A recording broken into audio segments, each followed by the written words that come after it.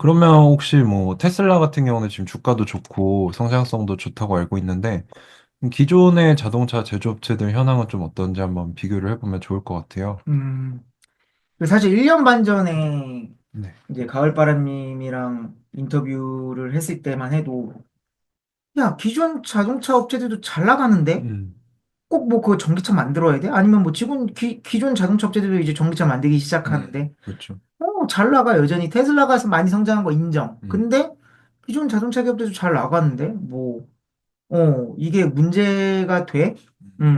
결국에는, 이제는 테슬라도 어느 정도 올라왔으니까 더 성장성 안 올라올 거고, 기존 자동차 업체들이 여전히 더 많이 생산하고 음, 있으니까, 이제는 경쟁이 쉽지 않을 것 같은데? 라고 했었거든요. 음, 근데 이제, 점점 이 실체가 드러나고 있어요. 기존 음, 자동차 기업들의 그런 어떤 그 어려움, 음, 몰락이라고는 아직까지는 말하기는 어렵지만, 음, 저는 정말 올해가 정말 기존 자동차 음, 기업들의 아주 이제 죽느냐 사느냐 요게 어, 아주 결정되는 한 해가 되지 않을까 싶어요. 뭐 그 몇몇 기업들 네네. 일단 몇 가지만 얘기하면 저번 달에 소식 들으셨을 겁니다. 닛산이랑 혼다가 합병할 수도 있다. 아직 음, 합병을 확정한 건 아닌데 협의를 하겠다라고 공식적으로 발표를 했어요. 음, 닛산은 다 아시겠지만 우리나라에서도 철수했죠. 너무 안 팔려서. 닛산과 인피니티가 우리나라에서도 몇 년 전에 철수를 했는데, 어, 네. 음, 근데 이제 이게 언뜻 보면은 닛산과 혼다가 5대5로 합병하는 것처럼 보이지만, 음, 이제 지주사를 하나 놓고 닛산과 혼다가 들어가는 식으로 합병이 되거든요. 음, 근데 그 지주사의 사장을 혼다가 맡기로 했습니다. 어, 그러니까 사실상은 어, 닛산이 들어가는 모양새예요. 음, 그러니까 완전히 인수는 아니지만. 음, 이게 왜 그러겠어요? 당연히 그러니까 이거는 냉정해요. 그러면 불리한 쪽이 합병이 더 급한 쪽이 어디인지가 딱 답이 나온다는 음, 거거든요. 지주사가 혼다라는 건 음, 합병이 지금 급한 쪽이 닛산이라는 거예요. 음, 닛산이 지금 아주 어렵습니다. 아주 음, 어렵고 이미 그 9천 명 감원을 발표했고요. 음, 지금 글로벌 순위에서 엄청나게 밀렸어요. 음, 한때는 진짜 기술의 닛산이라고 해갖고 닛산이 굉장히 유명했고 닛산이 미국에서도 맞죠. 잘 나갔는데 지금 미국에서도 굉장히 안 음, 좋고 지금 특히 이제 전기 자동차가 아이러니하게 닛산이 세계 최초로 상용 전기 자동차를 내놓은 회사거든요. 어, 리프라는. 리프 많이 보셨을 거예요. 우리나라에도 아직 좀 돌아다니고 있는데 음, 그런데 이제 중국에서 굉장히 점유율을 많이 뺏겼는데 중국의 전기 자동차에게 점유율을 많이 뺏겼어요. 어, 그러니까 아이러니하죠. 그러니까 최초로 개발은 했지만 최초로 상용화는 했지만 그거를 닛산은 하이브리드나 내연기관 쪽으로 많이 음, 갔거든요. 그러니까 전기차를 개발해서 팔긴 했지만 최근 몇 년간은 계속 내연기관 자동차 하이브리드 이쪽에 집중을 많이 했었어요. 음, 그런데 이제 그쪽도 망하고 전기 자동차 개발은 하고 있었는데 그쪽도 전기 자동차 쪽도 여의치 않고 이래가지고 지금 닛산이 풍전등화에 있으니까 어쩔 수 없이 음, 혼다랑 손을 잡은 음, 거거든요. 그러니까 이런 부분에 대해서 여러분들이 아시면 좋겠고, 그 다음에 일본만 그러냐? 어, 아니죠. 폭스바겐. 어, 폭스바겐 뭐, 토요타랑 1위를 다투잖아요. 폭스바겐 네네네. 그룹, 산하 브랜드 다 합쳐서 음, 1,000만 대 이상 만들고, 그리고 독일 자동차의 상징이잖아요. 음, 그리고 독일 하면 또 자동차고. 음, 예, 자동차 하면 독일, 그리고 그 독일 자동차 하면 폭스바겐인데, 음, 폭스바겐이, 어, 1937년에 생겼어요. 근데 음, 그동안 독일 공장만큼은 단 한 번도 폐쇄하지 않았어요. 음, 확장만 했지. 근데 창립 이후 처음으로 독일 공장 폐쇄를 추진했었어요. 본토 공장. 예. 다른 나라 말고. 그래서 그 독일 자동차 노조, 폭스바겐 공장 직원들 노조가 엄청나게 반발하고 파업을 엄청나게 했어요. 음, 정말 파업을 심각하게 했는데 결국에 이제 노조랑 회사가 합의를 해서 음, 공장 폐쇄는 안 하는데 음, 3만 5천 개의 일자리를 없애기로 했습니다. 어, 2030년까지. 그러니까 이게 예를 들어 은퇴하시는 분 있으면 새로 일자리를 안 뽑고 아, 이런 식으로 해가지고 음, 3만 5천 개의 일자리를 독일 내에서만이에요. 음, 없애겠다고 발표를 했고 그 다음에 또 이제 폭스바겐이 아우디도 갖고 있잖아요. 음, 아우디가 벨기에의 브뤼셀에 공장이 있어요. 거기에 이제 아우디 전기 자동차를 생산하는 공장인데 음, 이걸 2025년 2월에 폐쇄하겠다고 공식으로 발표를 했습니다. 어, 그래서 곧 폐쇄가 될 거예요. 음, 그래서 지금 폭스바겐 주가도 제가 알기로는 전고점 대비 뭐 3분의 1인가로 음, 하여튼 엄청나게 떨어졌고 지금 그 폭스바겐 공장이 있는 도시는 지금 폐쇄는 안 하지만 엄청나게 생산량이 줄었기 음, 때문에 거의 도시가 초토화 되고 있습니다. 막 그 가면 을씨년스럽고 이렇다고 해요. 음, 그래서 지금 이런 지금 현재 상황이라 그 제가 사실 전기차가 대중화되고 전기차가 성장한 지는 몇 년 됐잖아요. 음, 이 사람들이 착각하는 게 전기차가 성장했는데 기존 자동차 기업들이 바로 안 망하네? 그럼 전기차가 성장을 멈추겠네? 라고 착각하는데 음, 이게 그 패러다임 전환기에 보시면 그러니까 새로운 패러다임이 등장을 해도 기존 패러다임을 갖고 있는 그 기업들 있잖아요. 음, 그 기업들이 바로 안 망해요. 오히려 음, 순간적으로는 더 잘 나갈 때도 있습니다. 음, 예, 왜냐하면 그 패러다임 바꾼다는 핑계로 기존 패러다임에 대한 투자를 안 해요. 예를 음, 들면 내연기관에 대한 투자를 안 하면 내연기관 팔면서 이익이 늘어나거든요. 음, 그러면 이제 순간적으로 몇 년 정도는 갑자기 이 매출이랑 이익이 최대가 되는 거예요. 음, 예, 그럴 수가 있어요. 충분히 그럴 음, 수가 있는데 이제 완전히 새로운 패러다임이 메인이 되면 수직 낙하하는 거죠. 음, 이게 대표적인 예가 필름에서 디지털 카메라로 넘어갔던 코닥. 어, 그 다음에 피처폰에서 스마트폰으로 넘어가는 시대 노키아. 음, 잘 보시면 아시겠지만 코닥 디지털 카메라 나오고 나서도 꽤 버텼어요. 맞아요, 네. 맞아요. 2012년에 파산했거든요. 음, 파산 신청을 했는데 생각해 보시면 디지털 카메라 그거 그때보다 더 일찍 나왔었어요. 음, 그리고 노키아. 아이폰 나오고 나서도 한동안 괜찮았었어요. 음, 근데 망할 때 어떻게 망하냐면 말도 못하게 순식간에 망해요.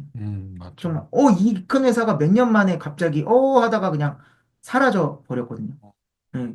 그래서 그런 거에 대해서 여러분들이 알고 있어야 되고 그다음에 이제 코닥 같은 경우에는 굉장히 재밌는 이야기가 있는데 코닥이 디지털 카메라를 세계 최초로 개발한 회사입니다. 사람들이 잘 진짜요? 모르는데 네. 무려 1973년에 개발했고요. 1989년에는 지금 쓰는 DSLR 있죠? 음, SLR인데 이제 디지털 방식인 DSLR 방식을 그대로 구현한. 그러니까 음, DSLR 방식도 그 코닥이 최초로 개발한 거죠. 그러니까 지금 쓰이는 카메라와 작동 원리가 똑같은 카메라로 발명했어요. 근데 음, 이제 코닥이 엄청난 실수를 하죠. 음. 필름 많이 팔아먹어야 되니까 이 디지털 카메라 아, 상용화하지 말자라고 한 거예요. 아이고. 근데 이게 이 기술의 흐름이라는 거는 사람이 제어할 수 있는 게 아니거든요. 음, 디지털 카메라가 편하다고 생각하는 순간 돈이 된다고 생각하는 순간 너도 나도 뛰어들잖아요. 그래서 이제 소니를 위시로 해갖고 결국에는 디지털 카메라가 터졌죠. 음, 국물처럼 터져 나오니까 이제 어떻게 됐냐 하면 코닥은 디지털 카메라 특허로 먹고 살았었어요. 음, 필름 판매량은 줄어들었지만. 음, 그러니까 어떻게든 나쁘지 않았는데 특허가 이제 만료가 앞에 다가온 거예요. 음, 73년에 개발했고 89년에 개발했으니까 음, 특허가 이제 만료가 될 거 아니에요. 음, 특허 만료된 지 5년 만에 파산했어요.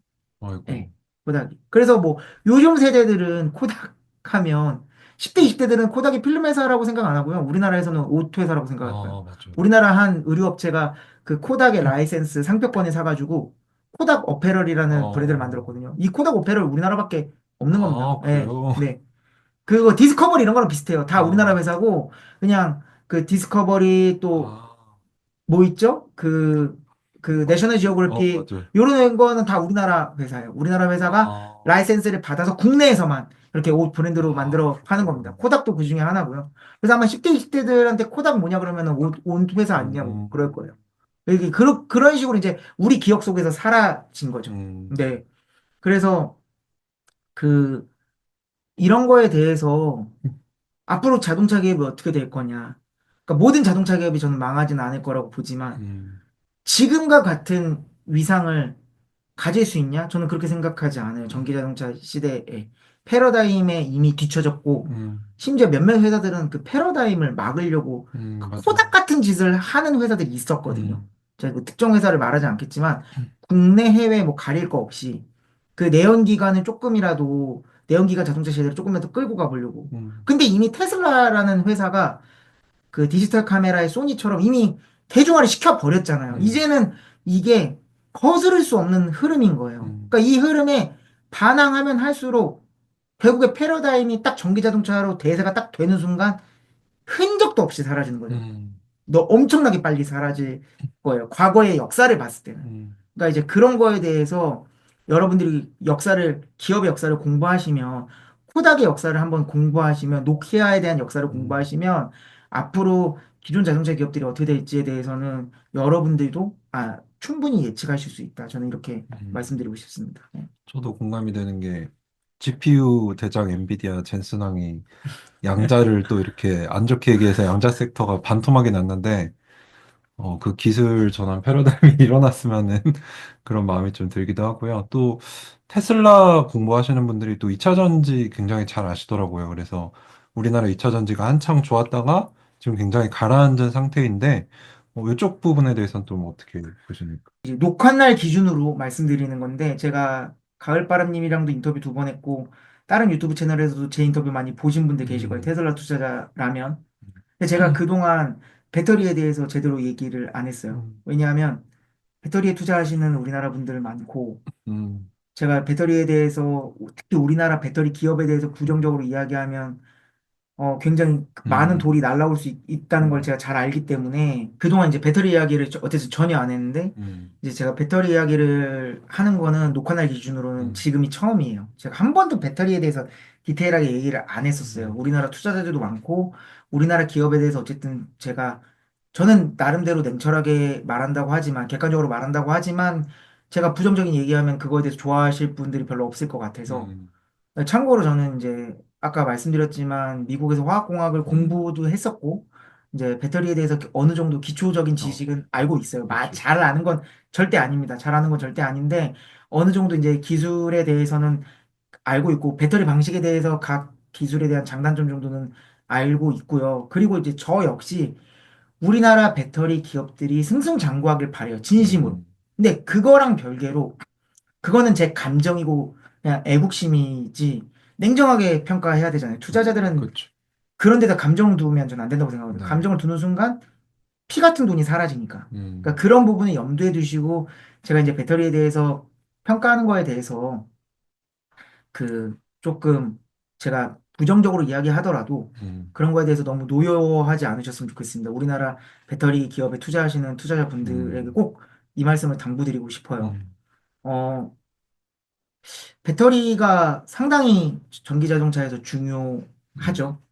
그 내연기관 자동차는 사실 엔진이 제일 음, 중요한 부품입니다. 그러니까 뭐 내연기관 자동차에서 뭐가 제일 중요할 것 같아요? 그러면 다 엔진이라고 할 음, 거예요. 그리고 실제로 엔진이 부품 중에서 제일 비싸고요. 음, 근데 이제 현대기아차만 봐도 알겠지만 엔진은 자동차 기업이 자체적으로 개발을 늘 지금까지 해왔어요. 음, 그리고 엔진 기술이 없는 자동차 기업은 사라지거나 음, 특정 더 큰 자체 엔진 기술을 갖고 있는 회사에게 흡수 합병 당했습니다. 음, 그만큼 엔진 기술이 핵심 기술로 아주 중요해요. 그래서 고 정주영 명예회장도 엔진 기술 없으면 살아남을 수 없다 그래갖고 그 미쯔비시랑 협업하고 있었는데, 미쯔비시의 반발을 이겨내면서까지 독자 엔진을 개발해서 지금의 현대 자동차가 된 거거든요. 음, 네.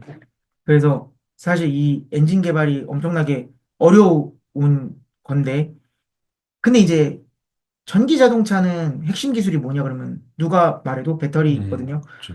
그리고 배터리가 전기 자동차에서 차지하는 가격이 내연기관 자동차에서 엔진이 차지하는 비중보다 큽니다. 음, 그러니까 전기 자동차가 대체적으로 내연기관 자동차보다 비싼 이유가 배터리 음, 때문에, 순전히 배터리 때문이거든요. 그, 나머지 부분은 오히려 더 싸요. 어, 그게 정확히 얘기하면 배터리에 들어가는 이제 원재료 가격이 비싸서 그런 음, 건데. 근데 이제 전기 자동차를 만들려고 음, 보니까 이제 문제가 뭐냐면, 엔진은 기존 자동차 기업 입장에서 보면 음, 엔진은 내가 개발을 했어. 음, 내 기술이야. 음, 그러니까 설령 부품 몇 개는 협력업체에 음, 맡기더라도 문제가 생기거나 이러면 내가 컨트롤이 가능하고, 이게 기술적으로 내가 뭐가 문제인지를 알고 개선을 할 수가 있는데, 음, 배터리는 그게 안 되죠. 어, 배터리 지금 현재 기존 자동차 기업 중에 제대로 배터리 단독으로 생산하는 기업이 어디 있어요? 음, 기존 자동차 기업 중에 없어요. 네네. 다 LG 에너지 솔루션, CATL, 삼성 SDI, 뭐 SK 다 이런 데다 배터리 전문 업체에 배터리를 맡기고 있잖아요. 음, 그러니까 이게 기술 주도권이 넘어가 있는 거예요. 음, 전기 자동차의 제일 핵심 부품인 배터리가. 그러니까 이게 전기 자동차를 기존 자동차 기업들이 전기 자동차를 열심히 안 만들려는 이유 중에 하나예요.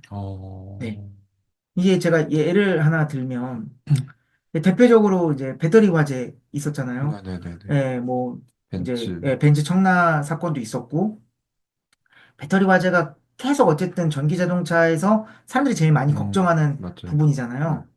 자, 근데 사실은 뭐 내연기관이 사실 화재는 더 많이 나요. 제가 음, 이런 거에 대해서는 예전에도 통계 자료 이런 거로 이렇게 글 같은 거 써서 알려드렸는데 어쨌든 근데 엔진이 불이 나면 자체적으로 어떻게 이게 돼요. 음, 원인을 분석하고 원인을 파악해서 개선하고 자체 리콜 때리고 이러면 되는데 음, 배터리에 화재가 나면 골치가 아파지는 거예요. 기존 자동차 기업. 음, 싸워야 되거든요. 누구랑? 음, 배터리 기업이랑. 그쵸. 그쵸. 근데 배터리 기업이 순순히 인정하냐고요. 음, 그리고 배터리 기업이 순순히 인정 안 하는 이유가 있어요. 왜냐면 배터리 자체는 배터리 셀 자체는 배터리 기업에서 만들지만 자동차 기업마다 다르지만 패킹도 그러니까 팩으로 만들 때 기존 자동차 기업이 배터리 팩으로 만드는 거를 기존 자동차 기업이 하는 경우도 있고 그게 아니더라도 BMS라고 소프트웨어 배터리 매니지먼트 시스템 BMS를 음, 자동차 기업이 코딩하는 경우가 꽤 있어요. 음, 네, 왜냐하면은 그게 BMS가 배터리만 조절하는 게 아니니까. 음, 예, 그 차체 다른 시스템이랑도 연동이 돼야 되기 때문에 자, 그러면 이제 배터리에서 화재가 났단 말이에요. 차가 타버렸어요. 그러면 이제 어떻게 이야기하냐면 기존 자동차 기업은 배터리 니들이 배터리 셀 잘못 만들어서 그런 거다. 음, 배터리 기업은 배터리 셀 제대로 만들었는데 니들이 BMS 소프트웨어 잘못 어, 만들어서 그런 거잖아. 이제 치고받고 싸우는 거죠. 이제 막 음, 소송전 가고 난리가 나는 거죠. 그렇게 해서 이제 최악은 뭐냐면 기존 자동차 기업이 지는 거죠. 그러면 이제 그 리콜 부담 다 떠안아야 되고 이겨도 이게 상처뿐인 영광이에요. 왜냐하면 이미 이미지가 나락이 갔기 때문에. 그쵸. 그쵸. 자, 배터리에서 화재가 나면 사람들은 전기 자동차의 배터리에서 화재가 났네라고 말 안 해요. 전기 자동차에서 화재가 났다 그러지. 그쵸. 그쵸. 그 불난 자동차 브랜드가 날아가는 거예요. 맞아요. 예. 그래서 이제 대표적으로 이제 뭐가 있었냐면 GM과 옛날 그 쉐보레 볼트, LG 에너지 솔루션과 이게 몇 년 동안 지들끼리 싸웠어요. 음, 그 쉐비 볼트의 그 배터리 화재가 발생을 해서 음, 결국에는 LG 에너지 솔루션으로부터 보상을 받았어요. GM이 받았는데 예, 볼트의 이미지 날아가고 결국에 볼트 이제 단종됐거든요. 음, 그러니까 이게 엄청나게 큰 문제예요. 근데 이제 테슬라 어떻죠? 테슬라는 자체적으로 물론 배터리 셀을 받기도 하지만 자체적으로 배터리를 개발하고 어, 양산을 하잖아요. 4680 그쵸. 그쵸. 배터리 테슬라에서 만들잖아요. 이게 그러니까 주도권 싸움에서 이미 기존 배터리 음, 기업들을 찍어 누를 수 있는 거예요. 속된 말로. 음, 니들이 공급 안 해? 그러면 우리가 좀 더 만들 수 있어? 니들이 공급 안 해? 다른 회사 우리가 할 수 있어? 이런 게 되거든요. 음, 그래서 이 부분에 대해서 조금 여러분들이 이해를 하셔야 되고, 왜 기존 자동차 기업들이 그러면 이렇게 하면, 그럼 기존 자동차 기업들이 괜찮은 거 아니야? 특히 한국 배터리 음, 기업들이. 근데 한국 배터리 기업들이 조금 이제 약간 전략적인 실수라고 해야 되나? 그런 거를 한 게 몇 개가 있어요. 음, 네. 이게 이제 테슬라가 배터리를 어떻게 생산하고 개발하고 배터리를 어떻게 차에 넣는지를 보면은 알 수 있는데 테슬라는 조금이라도 비용을 낮추고 빨리 대량 생산에 적합하게 하기 위해서 어떻게 했냐? 그냥 기존에 있던 규격을 갖다 썼어요. 음, 그래서 테슬라가 지금 현재 원통형이거든요. 음, 왜 원통형을 쓰냐 하면 예전부터 전기 자동차가 있기 전부터 원통형이 있었어요. 어, 그것도 그 길이가 65mm, 그 다음에 그러니까 직경이죠. 직경이 18mm. 이게 이제 18650이거든요. 지름 음, 18mm에 높이 65mm. 이 18650 배터리가 예전부터 있었습니다. 예. 어, 그냥 그걸 갖다 쓴 거예요. 음, 그래서 18650으로 쭉 가다가 이제 배터리 효율을 높이기 위해서 4680으로 간 거죠. 지름 46mm, 높이 80mm로 간 거거든요. 음, 근데 기존 자동차 기업들 어떻죠? 다 사이즈가 달라요. 음, 심지어 같은 회사 내에서도 차종마다 달라요. 음, 그러니까 이게 끌려가 다닐 수밖에 없는 거예요. 기존 배터리 음, 업체들에게. 근데 테슬라는 원통형으로 개발을 하니까 대량 생산 가능하죠. 기존에 원래 만들던 회사들이 음, 있고 이러니까 테슬라가 딱 업체를 고를 수 있는 거예요. 음, 예. 근데 이제 그 우리나라 그 배터리 회사들이 이 테슬라가 성장할 걸 생각하고 18650, 4680 이쪽으로 빨리 넘어갔었어야 되는데 음, 그러지 못했기 때문에 지금 테슬라에 제일 많이 납품하는 회사가 어디냐면 파나소닉이에요. 뺏겼구나. 파나소닉은 거의 뭐 테슬라 자회사라고 할 정도로 배터리 어, 부분은. 그래요. 그러니까 그런 기회를 놓친 거죠. 테슬라가 엄청나게 음, 성장했는데 그 과실을 어쨌든 파나소닉이 많이 가져갔거든요. 음, 그러니까 그런 거에 일단 전략적인 미스가 있었고 그다음에 이제 제일 논란이 되는 거 LFP 대 NCM. 음. 네. LFP 중국에서 만들고 막 그 중국 자동차에 들어간다 그랬을 때 뭐 땡땡땡 아저씨부터 시작해서 한국 기술력이 최고고 NCM이 최고고 LFP 쓰레기고 아, LFP는 난리가. 중국에서 나오고 NCM은 네. 한국에서 하는 거예요. 제가 이건 이제 이거 그 정확하게 설명을 드릴 건데 음, 이게 굉장히 큰 이슈였어요. 음, 그 왜냐하면 한국은 NCM을 주로 개발했었고 어, 중국은 이제 LFP로 갔거든요. 음, 근데 이제 제가 2023년, 2024년 지금 현재 어떤지 보여드릴 텐데 음, LFP는 이제 그 LFP NCM이 이게 뭐냐면 양극재예요. 양극에 들어가는 양극재의 재질이 뭐냐를로 구분하는 거예요. 근데 음, 양극재가 뭐냐에 따라서 배터리 효율, 배터리에서 나오는 파워, 그다음에 배터리 밀도가 많이 달라지거든요. 음, 근데 이제 LFP는 리튬 인산철, LiFePO4 음, 요게 들어가서 이게 LFP라고 그 줄여서 말하는 거고요. 음, NCM은 니켈, 코발트, 망간의 음, 약자라서 니켈, 코발트, 망간 세 개가 들어가요. 네네네. 양극재가. 그래서 이제 그거에 따라서 다르고 나머지는 비슷해요. 나머지는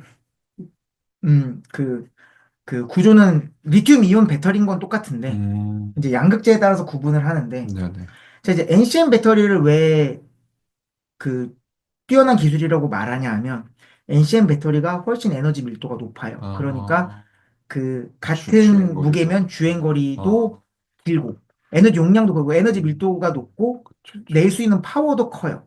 그러니까 고성능 그 순간적으로 낼 수 있는 출력이 크니까요. 음, 그러니까 이제 자동차에 쓰기에는 LFP는 너무 에너지 밀도도 음, 낮고 무겁고 이러니까 안 쓰일 거다. 그래서 LFP 같은 경우에는 뭐 동네 마실 나가는 차, 뭐 주행거리 한 100km대 이런 거밖에 안 쓸 어, 거다. 중국에서 쓰는 건 중국에서 싸게 싸게 내놓으려고 한 거고. 근데 이제 LFP의 최고 음, 장점은 뭐냐면 싸다는 거죠. 그쵸. 많이 싸요. 음, 왜냐하면 니켈 비싸고 코발트가 아주 비싸거든요. 음, 망간도 뭐 싸진 않고요. 음, 그리고 이제 코발트 같은 경우에는 코발트 광산이 대부분 콩고 민주공화국에 아, 있거든요, 아프리카에. 그래서 이제 막 어린아이들 착취, 노동 음, 착취하고 막 이렇게 비윤리적으로 생산되기 때문에 사실 이 코발트는 지정학적인 문제가 있어요. 음, 그래서 사실 그런 것 때문에 지금 코발트 함량을 계속 줄이려고 노력을 하고 있고. 음, 근데 어쨌든 이런 것 때문에 아주 그 NCM은 가격이 비싸기도 하고 이 원재료의 그 가격의 변동폭이 너무 커요. 음, 반면 LFP는 안 그렇거든요. 리튬은 사실 굉장히 흔한 광물 중에 하나예요. 상대적으로. 예, 니켈, 코발트, 망간에 비해서는 아주 흔해요. 그래서 이 리튬 인산철은 그 가격이 아주 저렴하다. 음, 그래서 사실 뭐 기술력이 떨어진다, 에너지 밀도 떨어진다 그러고 LFP를 엄청나게 때렸어요. 음, 그 우리나라가 NCM이니까 여러분 NCM이 곧 될 겁니다. 우리나라는 NCM이니까 NCM이 대세가 될 거고 저거 에너지 밀도 낮아갖고 결국에는 사라질 겁니다. 막 이런 식으로 그 국내 투자자들이 막 엄청나게 불을 지폈거든요. 그쵸, 그쵸. 근데 지금 어떻게 됐냐면 LFP 음, 자체의 밀도는 NCM에 비해서 떨어지는데 이제 어떻게 하냐 하면 그 사실 배터리를 보면은 쓸데없이, 그러니까 배터리 셀 외에도 냉각을 위해서라든지 안전을 위해서라든지 여러 가지 장치들이 들어가기 때문에 음, 밀도가 그래서 에너지 밀도가 많이 떨어지는 거예요. 음, 실제로 절반도 안 됩니다. 실제 그 배터리 전체 사이즈에서 배터리 셀 에너지가 저장되는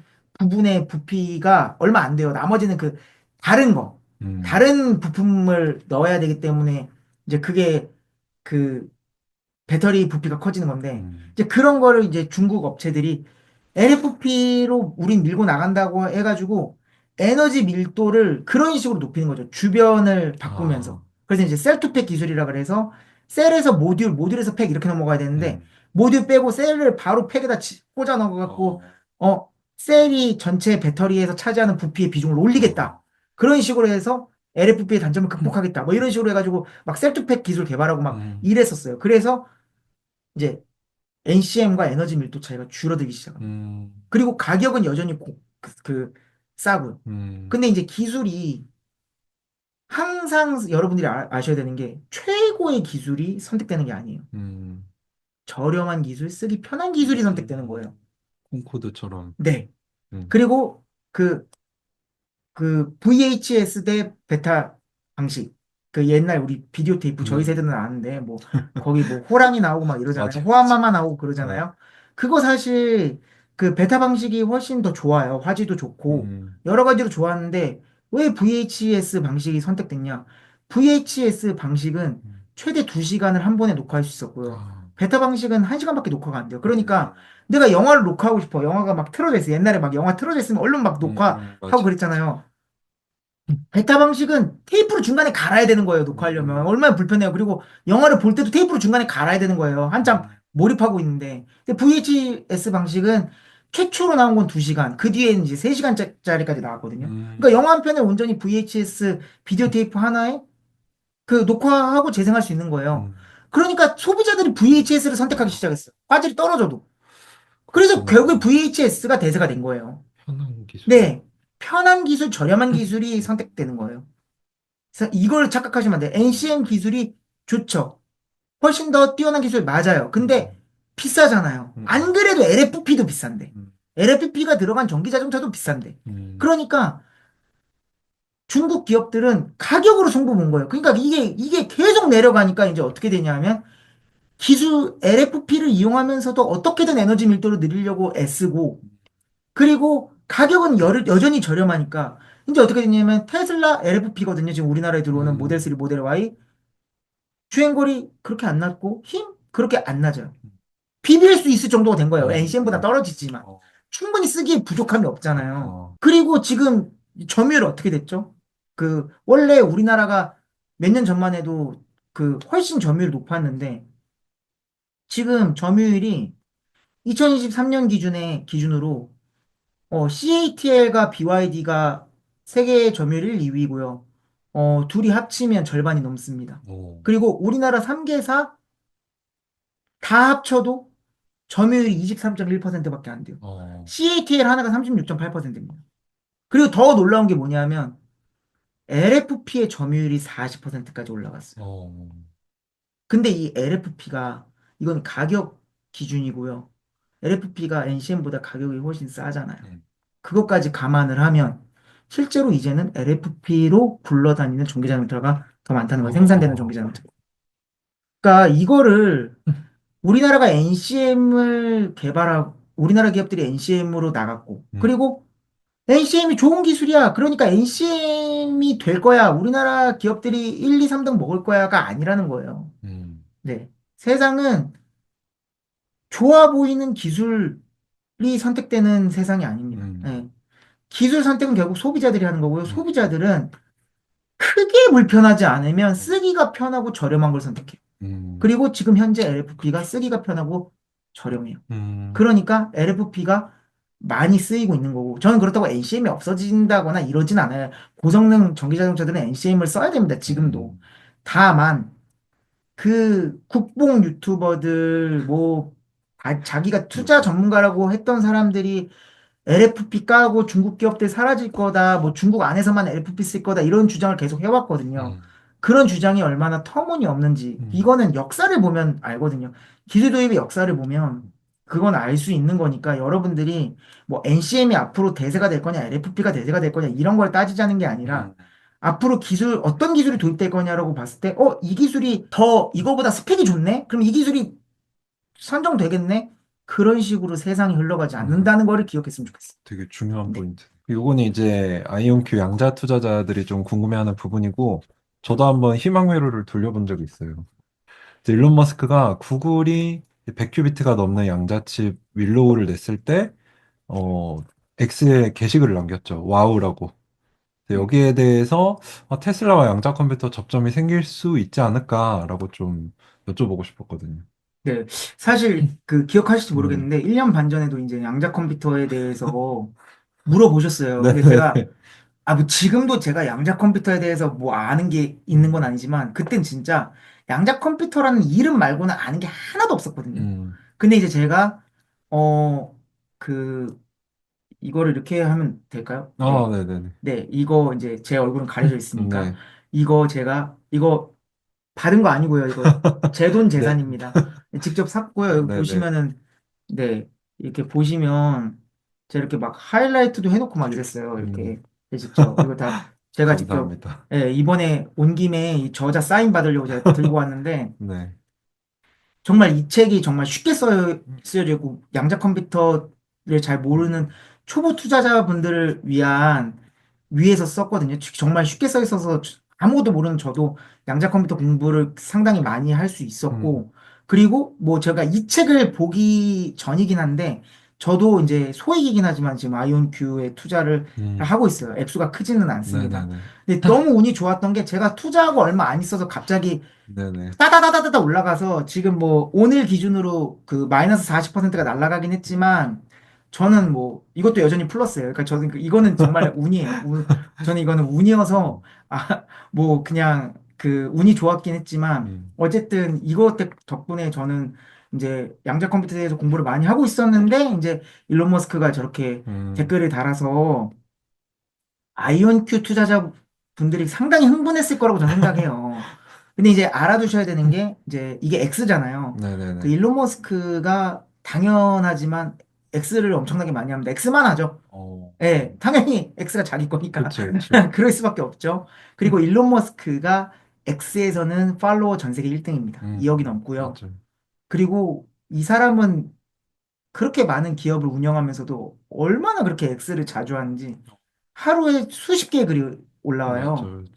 예, 그리고 여러분들이 아셔야 되는 게 이 와우를 아주 많이 씁니다. 아, 그래요? 일론 머스크 와우라고 하면 네. 쭉 나와요. 몰랐어요, 저. 예, 이건 이제 저는 이제 일론 머스크를 어. 팔로우하고 계속 일론 머스크 하는 말을 보니까 그래서 이거 자체에 대해서 엄청나게 의미를 음. 부여하실 필요는 없어요. 일단. 아. 네. 물론 그래도 일론 머스크가 양자 컴퓨터에 대해서 긍정적으로 음. 바라봤다라는 건 그건 음. 팩트지만 이거를 또뭐 과대 해석해가지고 일론 맞아요. 머스크가 무슨 양자 컴퓨터를 도입할 거라더니 이렇게 생각하시지 말란 뜻이에요. 제가 아는 일론 머스크는 제가 뭐 일론 머스크를 몇 년을 쭉 따라다녔으니까 음. 일론 머스크는 돈이 되면 뭐든지 합니다. 이게 어. 무슨 말이냐면 돈이 된다고 그러니까 돈이 되는 모든 아이템을 한다 이런 뜻이 아니라 돈이 되는 가능성이 보이면 그때부터 집중적으로 주목하고 필요하면 기업을 인수하고 필요하면 본인이 공부하는 사람이에요. 음. 그러니까 이분은 이 일론 머스크는 뼛속까지 사업가예요. 음. 그러니까 뭐 약간 비하하는 것처럼 느껴질 수도 있지만 장사꾼입니다. 정말 장사꾼이에요. 그러니까 돈이 되냐 안 되냐가 제일 중요한 사람이에요. 음. 그러니까 아까 배터리 얘기할 때도 그냥 18650 쓴 거예요. 그쵸. 그걸 써야지 당장 자동차를 팔아서 돈을 남길 수 있다고 생각을 한 거예요. 그 에너지 효율 이런 거를 막 기술의 스펙 이런 걸 따진 게 아니라 당장 이거 갖다 쓰면 돈 돼? 이거는 바로 그리고 갖다 쓸 수 있어? 대량 생산 안 해도 바로바로 살 수 있어. 그러면 일단 이거 갖다 쓰자. 음. 이런 마인드인 사람이에요. 그러니까 만약에 음. 양자 컴퓨터가 확실하게 상업적으로 맞죠. 아니면 테슬라 너희가 양자 컴퓨터를 쓰면 그 머신러닝 이런 거를 할 때 훨씬 더 적은 데이터 갖고 훨씬 더 뛰어난 머신러닝을 할 수 있어요. 이게 양자 컴퓨터의 특성이라고 이 음. 책에 나와 있습니다. 이 책에 여기 나와 있어요. 여기 나와 있어요. 저 지금 돈 받고 공부하는 거 네, 아닙니다. 예. 네. 돈 한 푼도 안 받았고요. 예, 뒷광고 아니고요. 네. 이렇게 나와 있거든요. 그러면 이제 일론 머스크가 이제 계산기를 두들겨 봤을 때 양자 음, 컴퓨터를 도입하는 비용, 그다음에 양자 컴퓨터를 통해서 얻을 수 있는 비용, 이게 이익이 음, 눈에 보이는 이익이든 눈에 보이지 않는 이익이든 음, 이걸 계산했을 때 말 그대로 이제 그 양자 컴퓨터의 어떤 상용화의 임계점을 넘어가는 순간에 얼마든지 쓸 수 있어요. 지금 어차피 슈퍼컴퓨터 클러스터 만든다고 그 자체 개발한 반도체 칩으로 도조 슈퍼컴퓨터 음, 클러스터 만들고 있고, 그 다음에 이제 엔비디아 칩을 사서 또 코르텍스를 지금 현재 가동 중이거든요. 음, 그러니까 양자 컴퓨터 역시, 그리고 테슬라에서 굉장히 양자 컴퓨터가 앞으로 앞서 나갈 거라고 예상하는 부분, 이 책에도 나와 있는데 그런 부분에 테슬라가 많이 관여가 돼 있어요. 예를 음, 들면 옵티머스가 어디서 제일 많이 쓸 거냐면, 음, 옵티머스가 상용화가 당장 안 되더라도, 상품화가 안 되더라도 테슬라가 왜 옵티머스 만드는 게 무섭냐면 바로 테슬라 공장에서 써먹을 수 있어요. 어, 베타 버전으로도 쓰면 되잖아요. 저, 예. 그냥 테슬라 공장에서 단순 작업부터 일을 시키는 거예요. 음, 그러면 어떻게 돼요? 인건비가 엄청나게 줄겠죠. 그쵸. 그러니까 사람들이 테슬라 옵티머스, 물론 이제 옵티머스가 뭐 개 산책도 시켜주고 음식도 하고 계란 후라이도 하고 이런 거에 도움 되겠지만, 음, 테슬라 옵티머스가 정말 무서운 게 뭐냐면 테슬라 옵티머스가 제대로 개발이 되면 테슬라 전기 자동차 가격이 엄청나게 떨어집니다. 음, 그냥 로봇으로 돌려버리면 되니까요. 그쵸. 특정 아주 이제 테슬라 옵티머스가 할 수 없는 부분만 사람이 하면 되고, 테슬라 옵티머스가 점점 버전이 올라가면 음, 그것도 사람이 대체하니까. 그리고 그쵸. 공장 개조를 할 필요가 없어요. 사람이랑 똑같은 키에 사람이랑 똑같은 몸무게, 어, 사람이랑 똑같은 손가락으로 일을 하기 때문에 그냥 사람이 일하던 데에 투입하면, 학습만 되면은, 그러니까 충분히 똑똑하다면 바로 대체가 가능하거든요. 그렇네. 예. 뭐 테슬라, 예를 들어서 이제 테슬라 옵티머스가 2만 달러에서 3만 달러에 나온다고 하는데, 뭐 테슬라 공장에서 쓰는 옵티머스는 훨씬 비쌀 수도 있죠. 음, 1억, 2억이라고 쳐도, 아니 사람 한 명 쓰는데 미국에서 음, 퇴직금에다가 그 사람을 위한 복지 혜택, 뭐 의료보험, 그 사람들 쉬는 공간 만들어주고 식당 만들어주고 이러면은 1년에 2억 정도 들어요. 맞아. 그럼 1년이면 회수하거든요. 음, 테슬라 옵티머스에 든 돈이 얼마나 있어요? 음, 충전비랑 뭐 수리비? 음, 그거밖에 없잖아요. 그리고 24시간 365일 일하고 파업도 안 하잖아요. 그러네. 그러니까 테슬라 옵티머스를 대량으로 테슬라 공장에 투입할 수가 있어요. 자, 음, 이러면 이제 무슨 문제가 생기냐면 음, 최적화 문제가 생깁니다. 음, 최적화. 음, 말씀하셨죠? 양자 책에서 컴퓨터. 양자 컴퓨터에서 가장 그 필요한 분야, 그러니까 양자 컴퓨터가 해야 되는 분야. 왜냐하면 지금 현재 슈퍼컴퓨터로는 완벽한 최적화가 불가능해요. 음, 너무 복잡한 변수가 많으면. 맞습니다. 예, 예를 들면 뭐 공항에서 짐을 분배한다든지 이런 거는 짐이 수십만 개, 수백만 개가 되면 음, 최적화가 안 돼요. 음, 그냥 어느 정도 계산해서 그냥 대충 요 정도로 보내면 나겠지라고 추측해가지고 그냥 분류하는 음, 거지. 마찬가지로 옵티머스가 테슬라 공장에 수백 명, 음, 수백 개, 음, 수천 개, 수만 개가 막 거기서 조립 라인에서 움직이잖아요. 그러면 음, 어떻게 움직여야 음, 생산 라인이 끊기지 않고 그 다음에 테슬라 옵티머스 개수를 최소화로 할 수 있나? 음, 그리고 테슬라 옵티머스가 충전도 해야 되잖아요. 그럼 그 충전 시간 같은 거 쓸데없이 그, 일하지 않는 시간을 얼마나 줄일 수 있을 것인가? 음, 동선은 어떻게 짜야 될 것인가? 이런 거에 대한 문제는 양자 컴퓨터가 충분히 기술력이 올라오고 상용화가 된다면 그런 데 쓸 수 있거든요. 음, 네. 그런 최적화, 그러니까 제가 나름대로 이 책을 보고 생각했던 게 그런 문제인데, 음, 예, 그런데 충분히 쓰일 수 있기 때문에 상업화가 되고 가치 증명이 되면, 그러니까 양자 맞습니다. 컴퓨터의 가치 증명이 되면, 뭐 테슬라가 뭐 이제는 돈이 엄청나게 많은 회사가 됐으니까 아이온큐 인수 어렵지 않을 거고요. 어, 필요하면 네네네. 필요하면 뭐 아이온큐든 뭐든 음, 아니면은 최소한 양자 컴퓨터를 갖다 쓸 수는 있죠. 음, 네. 그리고 이제 제가 이 책을 보면서 이제 아이온큐랑 테슬라를 좀 비교할 수 있는 부분이 하나가 음, 있어요. 이게 양자 컴퓨터 쪽에서는 풀스택이라는 표현을 쓰더라고요. 이 음, 풀스택이 뭐냐면 양자 칩, 큐비트부터 시작해서 소프트웨어, 그 위에 어플리케이션까지 맞아요. 다 자체 개발하는 거를 이제 풀스택이라고 네. 그러는데, 제가 예전에 가을바람님이랑 인터뷰할 때 제가 얘기했던 게 이걸 제조업에서는 수직 통합이라고 해요. 버티컬 인테그레이션. 네네네. 그래서 밑에서 거부터 위에까지 다 한다. 맞아요. 근데 이게 언제 필요하냐면 초창기에 필요해요. 산업이 태동할 때. 근데 이제 산업이 태동하고 이제 성숙기에 접어들면 어떻게 되냐면 각 분야를 전문적으로 훨씬 잘하고 저렴하게 할 수 있는 전문 기업들이 생겨요. 음, 네.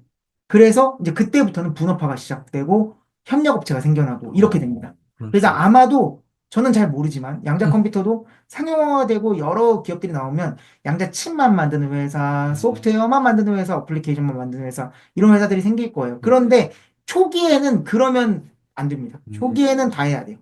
근데 테슬라 현재 AI 그 자율주행 AI 기반부터 시작해서 휴머노이드 로봇 그다음에 에너지 부분 에너지 생산, 에너지 분배, 에너지 이동, 에너지 저장, 에너지 음, 사용, 에너지 발전까지 음, 다 하고 있잖아요. 그쵸. 예, 이 재생 그 지속 가능한 에너지 한정에서 음, 석유 에너지 말고 그러면 어허. 이런 풀 스택이 아주 중요하거든요. 버티컬 음, 인테그레이션이 된 게 아주 중요한데 지금 현재 풀 스택이 제대로 갖춰져 있는 회사가 제가 공부하기로는 아이온큐, 그 다음에 이제 뭐 IBM 정도, 맞아요. 그 정도밖에 없거든요. 음, 그리고 이제 어쨌든 아이온큐는 실적을 B2G에서 어느 정도 내고 있고, 그 음, 다음에 이제 곧 B2B로 갈 거니까. 음, 그래서 아이온큐가 제가 보더라도 현재 그 이제 앞서 있는 단계다. 그 음, 다른 그 기업들과 양자 컴퓨터 기업들과 비교해서 물론 그래도 아직 상용화까지는 그쵸. 시간이 좀 남았지만 그래서 저는 이게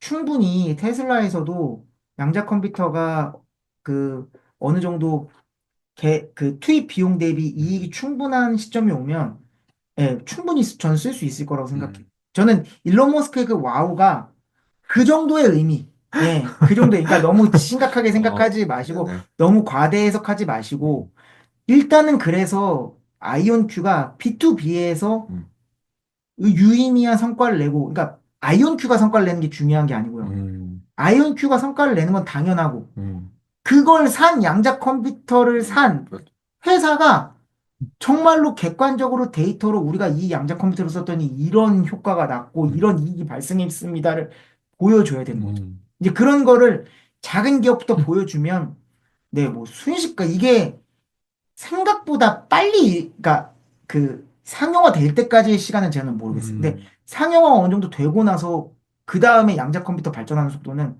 어마무시하게 빠를 수 음, 있습니다. 이거는 이제 그 이세돌과 알파고를 보시면 아시겠지만 AI. 알파고가 이세돌 이기고 나서 2, 3년 만에 바둑의 신의 영역으로 가버렸어요. 음, 이제는 초인류 프로 기사들도 3점을 깔고도 100% 이기지 못하거든요. 어, 근데 3점이면 바둑 두시는 분은 알겠지만 하늘과 땅 차이입니다. 어, 예. 그러니까 이제 저는 양자 컴퓨터도 그런 식으로 얼마든지 갈 수가 있다. 다만 음, 이제 거기까지 가는데 시간이 얼마나 걸릴 것인가는 음, 저도 이제 장담을 못하지만 이제 가을바람님 영상 많이 보신 분들은 음, 아시겠지만 그래도 이제 그 시간 로드맵을 제일 공격적으로 내놓고 그걸 여태까지 잘 지킨 회사가 음, 아이온큐니까 그런 거에 있어서 뭐 오늘 녹화날 기준으로 이제 새벽에 마이너스 40%가 네, 돼가지고 난리가 났는데 네, 그런 거에 일희일비하지 마시고 음, 저 그 아까 가을바람님이랑 녹화하기 전에 얘기했는데 저 추매 해야겠는데요 저 이랬거든요 진짜로. 근데 저는 테슬라도 늘 이런 뭐 하루 만에 40%가 떨어진 적은 없지만 막 반타작 난 적 수도 없어요. 정말 맞아요. 1년에 한두 번씩은 반타작이 나요. 테슬라도. 근데 전 그때마다 좋다고 샀거든요. 음, 좋다고 사서 결국에 이제 테슬라에 대한 가치를 믿고 꾸준히 공부하니까. 음, 그래서 아이온큐 제가 보기에는 어쨌든 지금 일 잘하고 있어요. 근데 다만 아쉬운 거는 아직까지는 본격적인 상용화가 되지 않고 맞아요. 이제 B2G는 정부야 이제 빚을 내서라도 성과가 없더라도 음, 사줄 수 있으니까. 그러니까 음, 이제 B2B가 핵심이거든요. 음, 기업들은 절대 손해나는 행동을 안 하기 그쵸, 때문에 그쵸.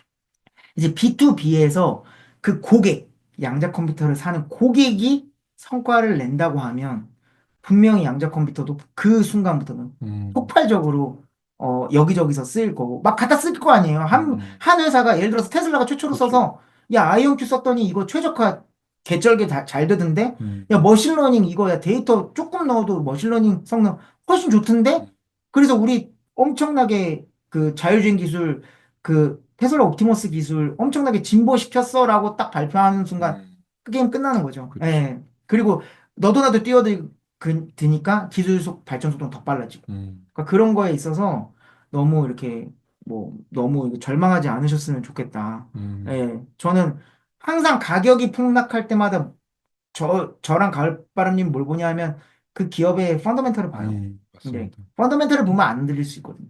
그러니까 좀, 예, 좀 늦게 들어가신 분들, 음, 막 40불, 50불 돼가지고 들어가신 분들 많으실 텐데 그런 거에 있어서 아이온큐의 펀더멘털을 좀 보셨으면 좋겠다. 예, 그리고 양자 음, 컴퓨터 충분히 그, 사용했을 때 이익이 생긴다고 느끼면 테슬라뿐만 아니라 기업들은 써요. 음. 기업들은 어떤 기술이든 돈이 되면 씁니다. 그러니까 그거에 대해서는 걱정하지 않으셔도 돼요. 너무 정확하게 짚어주셔가지고 더 할 말이 없네요. 아, 다 이 책 덕분입니다, 여러분. 이제 다 이 책 네, 양자 덕분입니다. 투자의 네, 핵심은 네, 가치를 내느냐. 네, 네, 네, 이 책 그렇습니다. 그리고 덕분입니다. 또 제 책을 얘기하려고 한 게 아니고, 사실 오늘은 우리 지혜탐험가님 신간 얘기를 하려고 또 이렇게 모셨는데, 왜 테슬라인가라는 제목이잖아요. 네, 또 이 책이, 기존에 전자책으로 나왔었어요. 저도 다 읽었었는데, 혹시 종이책으로 나오면서 뭐 어떤 점들이 바뀌었는지, 거기에 플러스 이제 마지막으로 시청자분들한테 어떤 얘기를 해주고 싶으신지 해주시면 좋을 것 같습니다. 네. 이제 너무 감사하게도 제 전자책이 나왔을 때, 왜 테슬라인가라는 전자책이 나왔을 음, 때, 가을바람님이 또 커뮤니티 같은 데 홍보도 많이 해주시고 음, 그러셨어요. 그게 이제 2024년 벌써, 4월이었거든요. 네. 네. 이거는 이제 제가 1인 출판사를 차려서 스마트 스토어도 제가 만들어서 저 혼자 홍보해서 저 혼자 쓰고 판매를 했던 책이에요. 근데 이제 이 책이 어쨌든 가을바람님을 비롯해서 테슬라 투자자들이 많이 홍보를 해주셔가지고 제 생각보다는 많이 음, 팔렸었거든요. 그리고 저는 가격도 2만 원을 받았는데 꽤 팔렸어요. 음, 근데 제 책을 사주신 분 중에 한 분이 음, 출판사 대표를 알고 계신 거예요. 음, 그래서 출판사 대표한테 연락을 해서 이거 책 바로 종이책으로 출간해라. 음, 컨택해봐라. 예, 지혜 맞아, 맞아. 탐험가한테. 그렇게 해서 갑자기 6월쯤에 저한테 연락이 왔어요. 먼저. 제가 음, 투고를 하거나 이러지 않았는데 음, 출판사에서 연락이 와서 종이책을 출간하기로 했고 그래서 이제 종이책을 그 1월 22일 날 정식 출간이고요. 1월 음, 20일 날 예약 링크가 올라갑니다. 그래서 음, 이 영상이 그때쯤에 아마 올라갈 음, 텐데 사실 전자책을 낼 때도 종이책 나오면 사겠다. 나 전자책 읽기 어렵다. 그럴 수 있죠. 전자책보다는 종이책이 난 좋다. 이러신 분들 많았어요. 그래서 종이책 언제 나오냐라 그랬었는데 종이책은 아시다시피 종이책 내보셔서 알지만 한참 걸, 그리고 이제 저 혼자서 못 내잖아요. 맞아요, 맞아. 뭐 요즘에 클라우드 펀딩 이런 거 하셔서 낼 수도 있긴 하지만 어렵거든요. 음, 그러니까 사실 저도 이제, 종이책을 냈으면 좋겠다라고 생각을 하고 있었는데 그렇게 컨택이 와가지고 이제 같이 작업을 해서 이번 달에 이제 종이책이 나오고 기본적인 뼈대는 전자책 읽어보신 분들은 아시겠지만 비슷해요. 그리고 제가 전자책 구매하신 분들에 한해서는 제가 종이책 초고 버전을 업그레이드 버전을 이미 드렸습니다. 무료로 드리겠다고 음, 약속해서 그분들은 이미 다 받아보셔서 읽어보시면 어, 아시겠지만 일단 분량이 상당히 늘었어요. 분량이 한 50% 정도 늘었고 그 다음에 이제 2024년 사실 그전에도 분량이 적진 않았어요. 그러니까, 예, 전자책 중에서는 거의 종이책이랑 맞먹을 정도로 맞아요. 양이 많았거든요. 보통 전자책 팔면 7,000원, 8,000원에 파는 전자책들 보면 한 50페이지 정도밖에 안 됐었는데 저는 그 당시에도 상당히 그거 그대로 종이책으로 낼 수 있을 정도로 이 분량이 많았었는데 거기서 한 50% 정도 늘리고 음, 그 다음에 최신 뉴스들을 더 반영을 많이 했죠. 음, 그래서 아까 제가 말한 내용들이 테스, 그, 이번에 종이책으로 출간되는 책에 일부 들어가 음, 있고요. 그래서 이제 2024년 11월, 12월까지 나온 소식들 제가 최대한 막판 편집 막 바꿀 때, 이것도 음, 넣어주세요, 저것도 넣어주세요 해가지고 최대한 반영을 했기 때문에 이제 그 부분에 있어서 음, 책을 보시는 분들이 많이 도움이 되실 거고, 음, 그 다음에 제가 전자책도 그랬고, 이번 종이책도 마찬가지지만, 가을바람님 책과 아주 스탠스가 똑같아요. 음, 최대한 쉽게 쓰려고 노력했습니다. 정말. 좋습니다. 가을바람님 책이 좋은 이유가 뭐냐면, 양자 컴퓨터에 대해서 잘 모르더라도 네네. 누구나 읽을 수 있게끔 썼고, 그런 목적으로 쓴 게 눈에 보였거든요. 근데 네네. 저도 책을 쓰는 사람이니까 그게 눈에 보여요. 어, 의도가. 어허. 그러니까 저도 시중에 나온 테슬라 책은 꽤 있잖아요. 음, 근데 보면 다 어려워요. 맞아요. 그리고 자기가 아는 지식에 대해서 너무 과시하고 내가 이만큼 알고 있어를 막 쏟아낸다는 느낌이 많이 들어요. 그러면 이게 테슬라에 대해서 이름만 알고 잘 모르시는 음, 분들은 너무 접근성이 떨어집니다. 책도 너무 두껍고, 뭐 500페이지 되는 책도 제가 봤어요. 500페이지가 음, 넘는. 그런 책을 초기 투자자분들이, 음, 초보 투자자분들이 어떻게 읽어요? 음, 이 책은 엄청 쉽게 썼습니다. 음, 그리고 저는 재무제표 이런 것도 없어요. 뭐 음, PER 이런 거 이런 단어 하나도 안 들어가 있습니다. 오, 저는 오로지 테슬라가 어떤 기업인지에 대해서만 집중적으로 분석을 해서 썼어요. 그러니까 음, 기업에 대한 내용만 썼지 투자에 대한 내용은 제가 제일 뒤에 챕터에 나만의 투자 원칙이라는 장 하나에만 담았고 음, 앞에서부터 뒤에 그 장 전까지 책의 80% 90%는 오로지 테슬라가 어떤 음, 기업이고 어떤 기술을 갖고 있고 뭘 하려고 하는지 앞으로 뭘 할 것인지에 대한 내용이 가득가득 들어 있습니다. 음, 그리고 최대한 쉽게 썼어요. 제 아내도 읽고 이해할 수 있을 정도로 제 아내한테 읽혀줬으니까 음, 테슬라에 투자는 하고 있지만 테슬라에 대해서 별로 아는 거 없는 제 아내는 잘 모르거든요. 어, 근데 제 아내가 읽어봤을 때도 특별히 어려움 없이 읽을 수 있게 음, 예. 그리고 이제 제가 전자책에서 받은 피드백들도 다 읽기 쉽다. 음, 읽기 편하다. 이해하기 쉽다. 이런 반응들이 대부분이었기 때문에 정말 누구나 테슬라에 대해서 잘 모른다고 하더라도 누구나 이 책을 읽으시면 아, 테슬라가 어떤 기업이구나, 테슬라가 어떤 가치를 음, 갖는 기업이구나를 이해할 수 있을 음, 거라고 저는 확신합니다. 그래서 최대한 쉽게 썼기 때문에 예, 많이 읽어보시고 음, 테슬라에 투자를 안 하신다 그러더라도 테슬라라는 기업을 음, 알아야 미래의 기술이 어떤 식으로 바뀔 건지 알 음. 수 있거든요. 테슬라가 하고 있는 사업들이 워낙 다양하기 때문에 그래서 그런 부분에 대해서 좀 많은 도움을 받으셨으면 좋겠습니다. 네, 아, 우리 치탐님, 오늘도 이렇게 저희가 녹화 시간만 보면 한 거의 두 두 시간. 시간을 죄송합니다. 보냈는데, 아, 이제 죄송하실 게 아니라, 저는 진짜 항상 치탐님 만나고 나면은 뭔가 이 영화를 본 것 같아요. 항상 시간을 못 맞춰요. 아, 근데 저는 예, 너무 좋은 게 제가 모르는 것도 다 알려주시니까, 아이온큐 제가 공부하는 거를 레버리지 하는 거잖아요. 이제 테슬라 공부하셨으니까. 그렇죠. 너무 도움이 많이 되고, 저도 테슬라 주주거든요. 네. 소액이긴 하지만, 저희가 인터뷰하고 나서 서로가 공부하는 기업의 주주가 됐는데, 예, 이게, 물론 저도 나름 아이온큐에 대해서 공부를 하긴 했지만, 음, 그러니까 가을바람님에 대한 신뢰가 있는 거죠. 한 기업을 꾸준하게 같이 하는 사람이 있다는 예, 거는 그 기업이 어쨌든 올바른 길을 간다고 저는 어, 믿거든요. 그러니까 제가 투자한 거에 있어서 상당 지분이 가을바람님이란 존재도 있어요. 진짜로. 이게 제가 이게 네네. 빈말이 아니라 네. 그래서 이렇게 제가 잘 모르는 기업인데, 예를 들어 투자를 하려고 보는데, 그 기업에 대해서 꾸준히 음. 3년, 4년, 5년 이상 공부하면서 그 기업에 대해서 주가 예측 말고요. 어, 차트 분석 말고, 그 기업의 가치에 대해서 끊임없이 글을 쓰시는 분이 있다, 영상을 음, 만드시는 분이 있다 그러면, 그게 투자의 이유가 될 수도 있어요. 물론 음, 자기가 스스로 공부는 해야 그쵸, 되지만, 그쵸. 그런 사람이 한다는 것 자체가 뭔가 좋은 그 기업이다. 기업이 지향하는 바가 뭔가 정말 미래를 바꿀 수 있는 그런 음, 기업이라는 뜻도 되거든요. 예, 그러니까 그런 것들도 하나의 좋은 인간 지표다. 예, 음, 투자를 고려하실 때. 물론 최종 결정은 본인이 하셔야 되고 충분히 본인이 공부하고 투자하셔야 된다는 음. 건 그거는 당연한 거고요. 네. 저도 이제 테슬라를 좀 놓쳤어요. 또 놓쳤어요, 저는. 지난 분기 근데 실적 발표 후에 버스는 언제나 아이온큐 버스 몇 아, 번 그쵸, 왔죠? 그쵸. 굉장히 많이 아이온큐 셀 수 왔고, 없이 버스 왔는데 오늘도 왔는데, 예, 오늘도 네, 왔죠. 저는 버스 왔다고 생각을 네. 해요. 그래서 뭐 제가 넣은 액수가 되게 적긴 한데, 어쨌든 저는 뭐 추가 매수를 할까도 지금 현재 고민 중입니다. 뭐 저도 이게 영상에 나갈지 모르겠지만, 맞습니다. 예. 저도 테슬라는 떨어지면 언제든 사고 네. 싶은 기업이고, 또 지탐님 비중이 굉장히 크기 때문에 오늘 또 이렇게 바쁘신데 시간 내주셔서 너무 감사하고요. 음. 그 책은 저도 당연히 사서 읽을 거고, 제 구독자분들 중에서도 테슬라 주주들이 굉장히 많으시기 때문에, 저는 강추드립니다. 꼭 읽어보시길 바라고요. 또 지혜탐험가님, 제가 또 주기적으로 모셔서 테슬라라는 기업 같이 공부해 보도록 하겠습니다. 오늘 너무 아유, 고생하셨습니다. 아닙니다. 네, 아유, 감사합니다. 네, 감사합니다. 네.